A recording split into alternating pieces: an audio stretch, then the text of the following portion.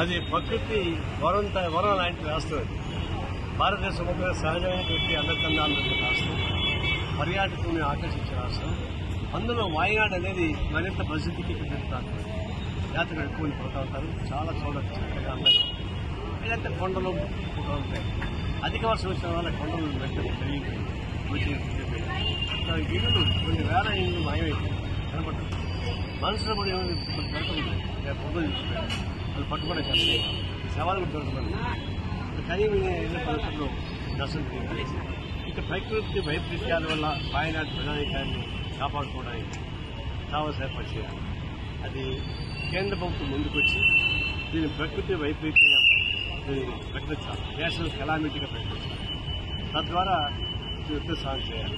కేరళ రాష్ట్రం కేంద్ర ప్రభుత్వం వ్యతిరేకం కాబట్టి వివక్షతో కూడుకున్న పద్ధతిలో కేంద్ర ప్రభుత్వం పనిచేస్తాం. కరెక్ట్ కాదు. రాజకీయాలు వేరు, మానవత్వం వేరు.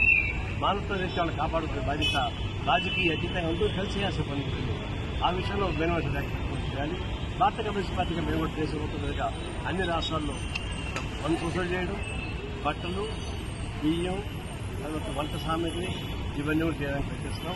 కొంతమంది బిల్డర్స్ కూడా మాట్లాడి అది ఇళ్ళు కట్టడానికి కూడా అలా ఒక 5 ఇళ్ళు 10 ఇళ్ళు కట్టించుకుని బాగా ఉంటుంది. అంతా 10 డ్రెస్సు ఇల్లు వస్తాయి.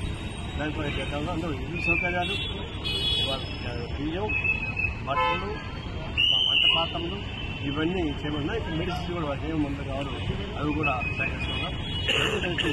దేశం మొత్తంగా స్వీకరిస్తుంది.